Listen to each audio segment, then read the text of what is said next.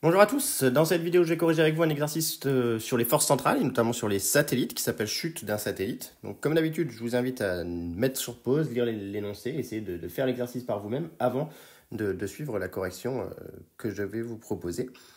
Donc ici on s'intéresse à un satellite de masse petit m en orbite circulaire de rayon petit r autour de la Terre, que je représente ici. Et voilà, on admettra que la Terre est circulaire de rayon, est sphérique de rayon 6400 km. L'intensité du champ de pesanteur à la surface de la Terre a pour valeur 9,81. Et le satellite est initialement à l'altitude de 800 km par rapport à la surface de la Terre. Donc on nous demande d'écrire la force exercée par la Terre sur le satellite. Donc ici on peut rajouter l'orbite du satellite. Voilà, finalement, mon point M, le satellite va plutôt être situé sur l'orbite à la distance 800 km par rapport à la surface de la Terre, un petit h ici. Voilà, et ici on aurait donc RT, et donc petit r, ça va correspondre à RT plus H. Ici, tout simplement. Donc voilà pour notre satellite en orbite circulaire autour de la Terre. Et donc on veut écrire dans un premier temps la force exercée par la Terre sur le satellite. Donc ça c'est simplement la force gravitationnelle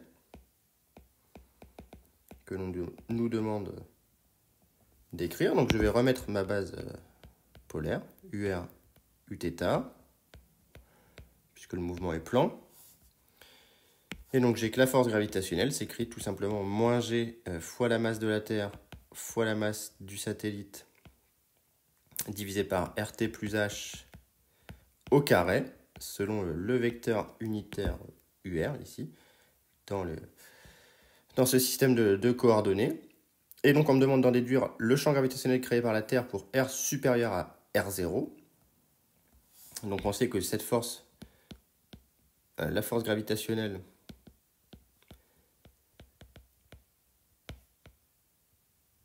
peut s'écrire bien tout simplement F égale mg, avec G qui est donc égal à moins G mt divisé par RT plus H au carré selon UR, le champ de gravitation, ici. Et on va dire l'expression de G0. Ben G0, c'est à la surface de la Terre. Donc à la surface de la Terre, on a tout simplement que G0 est égal à moins G mt sur RT carré selon UR. Et donc l'intensité du champ de pesanteur, petit G0, qui est ici la norme de ce vecteur G0, c'est donc égal à GMT sur RT carré. Et donc on peut en déduire l'expression de la valeur de la masse de la Terre.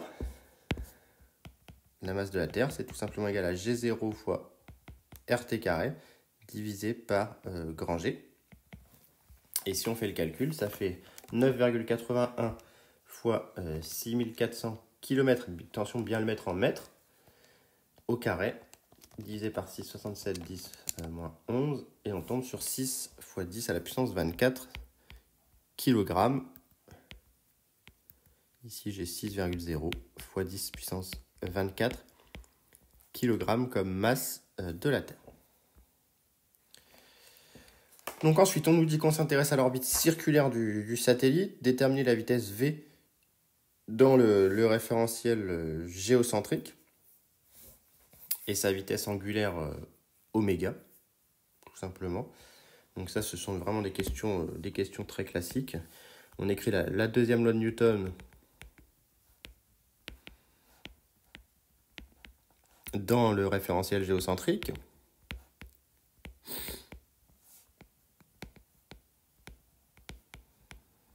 Donc on se retrouve avec masse fois l'accélération qui est égale à la force qu'on a écrite tout à l'heure, avec dans le repère de Freinet, qui est très adapté à ce type d'études, eh bien l'accélération qui vaut dv sur dt selon t, plus v carré sur r qui est ici donc petit r, le rayon de l'orbite, selon petit n.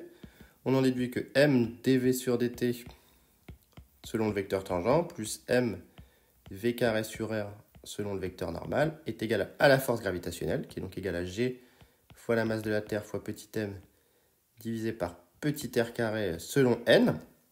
Ici, attention, le vecteur unitaire n est égal à moins UR, puisque n est un vecteur rentrant dans le repère de Freinet, ici. Et donc, selon n, on identifie directement que V est égal à la racine de GMT sur petit r, où r est le rayon de l'orbite. Et donc, on peut la calculer, puisque r est égal à rt plus h. Donc ça nous fait racine de 6,67 10 moins 11 fois 6 10 24, on a calculé avant, divisé par, on était sur du 800 km d'altitude je crois, donc 6400 plus 800 ça fait 7200. Voilà. Hop. Et je tombe sur 7,4 km par seconde. 7,5, il y a deux chiffres.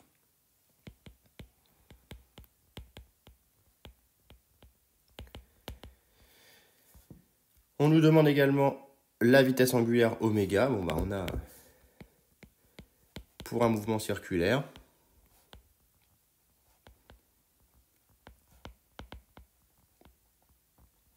tout simplement oméga qui est égal à V sur R. Donc la vitesse, je viens de la calculer, je divise par le rayon. Le rayon, c'était 7200 km, on a dit. Ce qui fait 1,0 fois 10 puissance moins 3 radians par seconde, ici. Déterminer sa période de révolution, retrouver la troisième loi de Kepler. Bon, déjà, je peux déterminer sa période de révolution, puisque je sais que T, c'est 2pi sur oméga.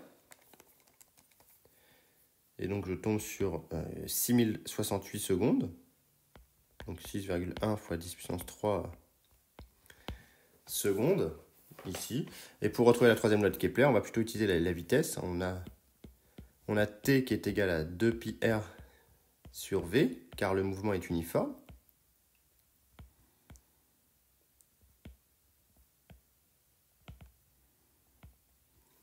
Et V, on a trouvé que c'était égal à racine de GMT sur petit r. Donc on en déduit que T est égal à 2pi sur racine de GMT fois R à la puissance 3,5. Et pour faire apparaître Kepler, on va tout simplement mettre au carré. Et on obtient que T carré sur R cube est égal à 4pi2 sur GMT, ce qui est donc une constante. Et donc ça, c'est ce qu'on appelle la troisième loi de Kepler. Donc voilà pour cette question numéro 4. Et enfin, on me demande de retrouver l'expression de l'énergie mécanique en fonction de M, R0, G0 et petit r uniquement. Donc là, on a tout simplement EM qui est égal à EC plus EP. L'énergie cinétique, c'est 1,5 de mv carré. Et l'énergie potentielle, c'est moins G mt sur petit r. Ce qui va nous faire 1,5 de m gmt sur r moins g mt sur r. Et donc, on se retrouve avec le résultat classique qui est moins g mt sur 2r comme énergie mécanique pour l'orbite circulaire, avec G0 qui vaut GMT sur RT carré. Donc là, on veut une expression qui dépend de G0 et petit r. Bon. Donc on peut le faire apparaître ici. On peut remplacer GMT par G0 RT carré. Donc là, on obtient que GMT est égal à G0 fois RT carré. Et donc, on en déduit que EM est égal à moins G0M sur 2R fois RT carré.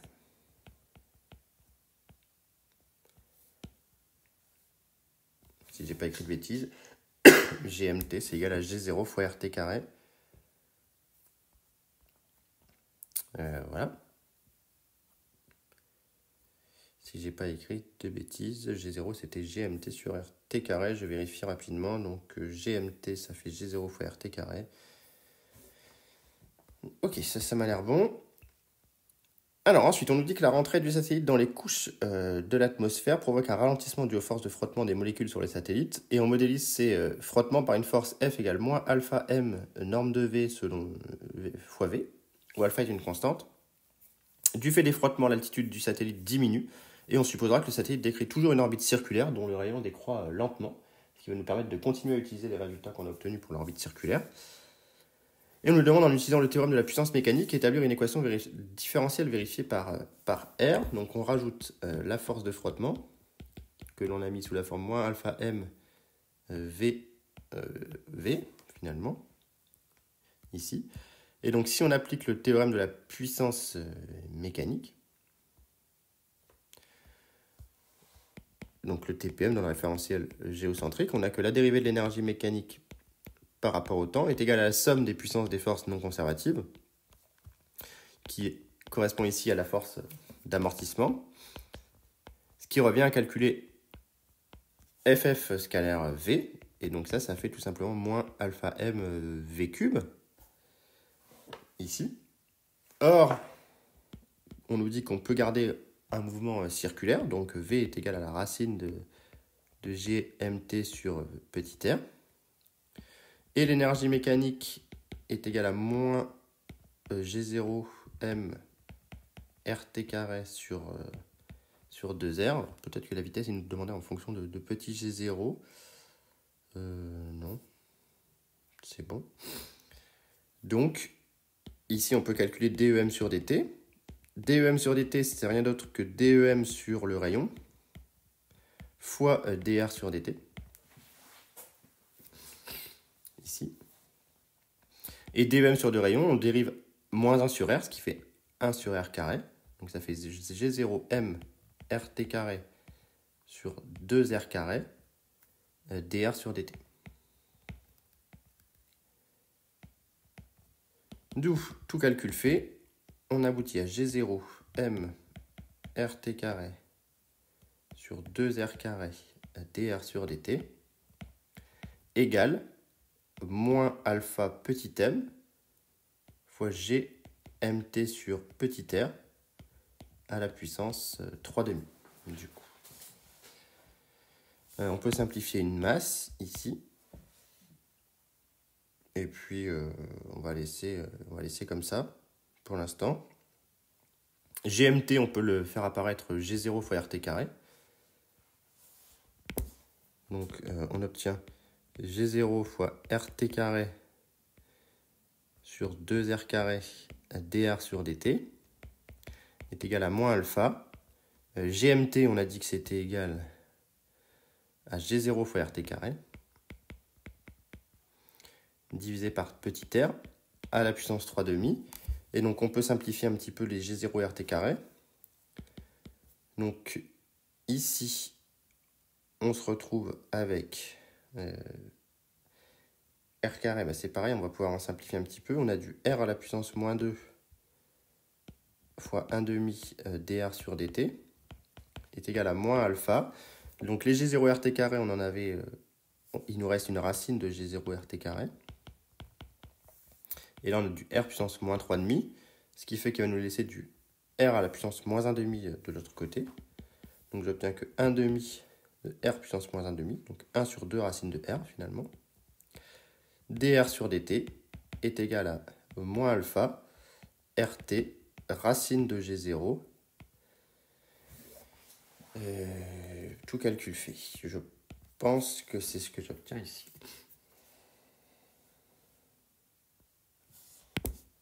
Donc voilà l'équation que l'on obtient ici. Si je n'ai pas écrit de bêtises, G0 RT carré se simplifie. Il en reste racine de G0 RT carré, ce qui fait racine de G0 fois RT.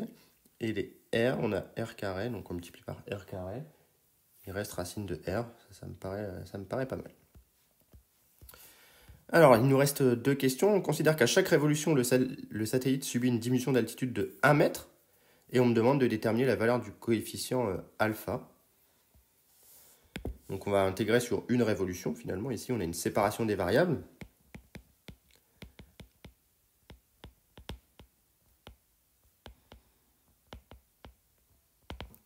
Donc on a que dr sur 2 racines de r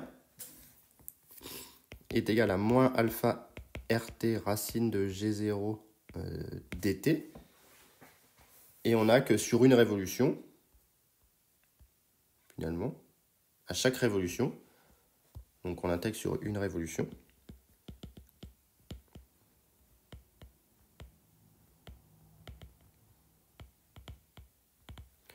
donc l'intégrale entre R0 et R0 du coup moins dr, avec dr qui vaut 1 mètre, puisqu'on nous dit que le satellite perd 1 mètre à chaque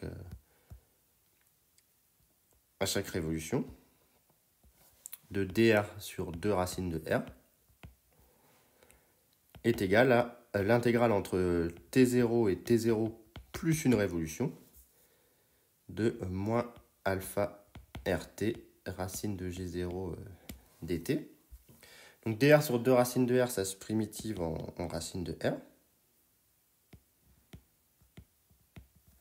Le dérivé de racine de r, c'est 1 sur 2 racine de r. Entre R0 et R0 moins dr égale, eh bien, tout simplement, moins alpha rt racine de g0 fois t0 plus une période moins t0, donc une période de révolution, tout simplement, que l'on a calculé avant.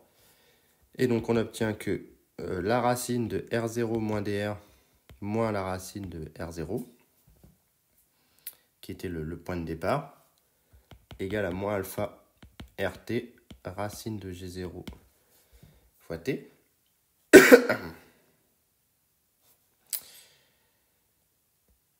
Très bien. Et ici, on va pouvoir faire une approximation, parce que là, ici, on a besoin d'avoir la valeur de R0, sinon, à chaque révolution, le satellite subit une diminution d'altitude de 1 mètre.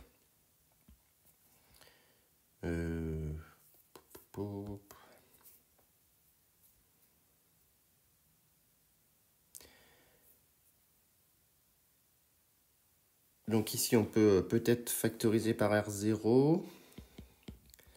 Donc ça fait racine de R0 facteur de 1 moins dr sur R0 moins racine de R0 est égal à moins alpha RT racine de G0 fois T. Et là, en faisant un développement limité, on obtient donc racine de R0 facteur de 1 moins dr sur 2R0 moins 1, du coup, est égal à moins alpha RT racine de G0 fois T. Et puis, on en déduit que du coup, moins dr sur 2 racine de R0 est égal à moins alpha RT racine de G0 fois T.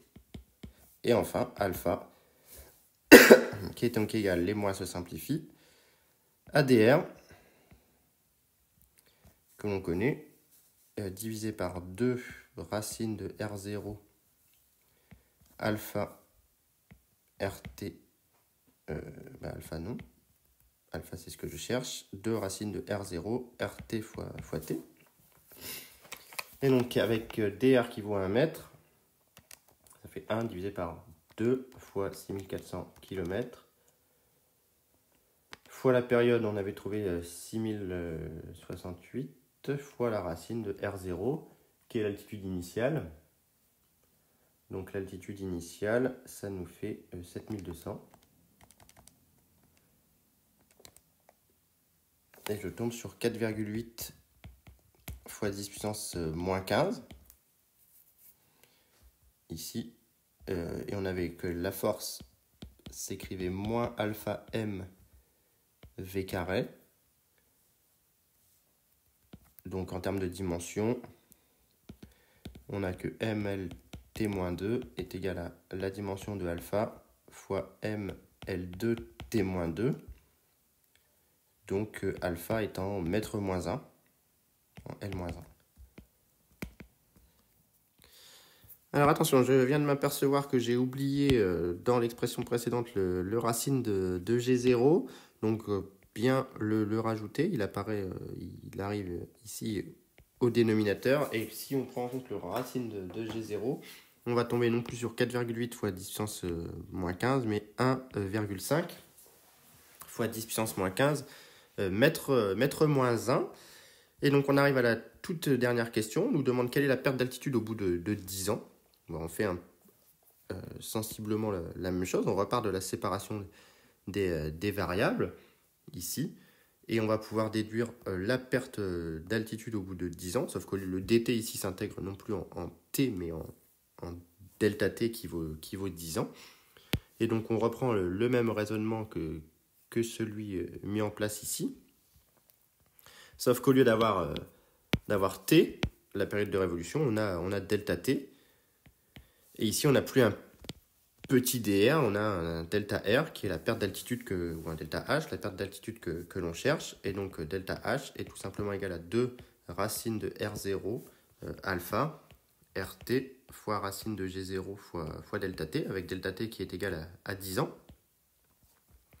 Et donc ici, on peut faire le calcul numérique de ça. Donc ça fait ça fois 2 fois racine R0, encore une fois, c'est l'altitude initiale, donc 7200 km. Voilà, fois le rayon de la Terre, 6400 km, fois la racine de G0, 981, fois delta T, qui est donc égal à 10 ans, fois 365 jours, fois 24, fois 3600. Et donc on tombe sur 52 km de perte d'altitude, ce qui reste largement inférieur au rayon de la Terre et à R0, ce qui justifie l'approximation qu'on avait fait avec le développement limité de ici dr très petit devant R0. Donc ça c'est tout à fait cohérent. Et ça donne un résultat à peu près cohérent sur une dizaine d'années ici. Donc voilà pour la correction de cet exercice assez difficile dans la deuxième partie, très classique dans la première partie. Donc voilà, je tenais à mettre la correction de ce type d'exercice sur la chaîne. Donc s'il y a des questions, n'hésitez pas à les mettre en commentaire. Bonne journée à tous.